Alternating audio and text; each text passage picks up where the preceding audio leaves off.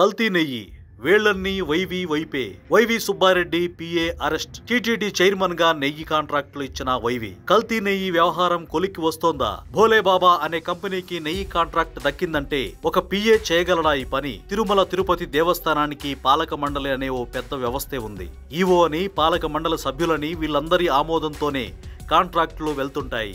అలాంటిది ఒక కంపెనీకి కాంట్రాక్ట్ ఇప్పించేంత పని జస్ట్ పిఏ కనుసన్నల్లో జరిగిపోతుందంటే నమ్మాలా? టీటీడీ చైర్మన్ కనుసైగ లేనిదే జరిగే ఛాన్సే లేదు. వ్యవహారం నడిపించింది పిఏ అప్పన్ననే అయి ఉంటాడు. కానీ వెనక నుంచి నడిపించింది మొత్తం చైర్మన్ తప్ప మరొకరు ఉండరు.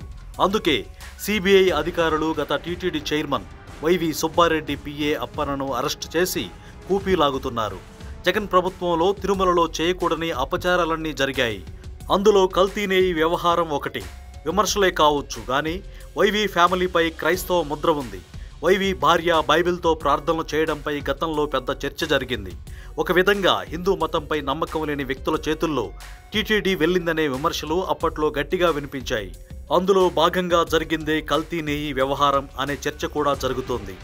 పేరు సామర్థ్యం లేని కంపెనీలకు నెయ్యి కాంట్రాక్టులు ఇచ్చి కోట్ల రూపాయల కమిషన్లు నొక్కేశారనే అనుమానాలున్నాయి. కమిషన్లు సమర్పించుకునే కంపెనీ కల్తీ నెయ్యినే సరఫరా చేస్తోంది తప్ప అందులో స్వచ్ఛత ఉండదు. అయినా సరే అప్పటి టీటీడీ చైర్మన్ వైవి సుబ్బారెడ్డి పట్టించుకోలేదనేది ప్రధాన ఆరోపణ.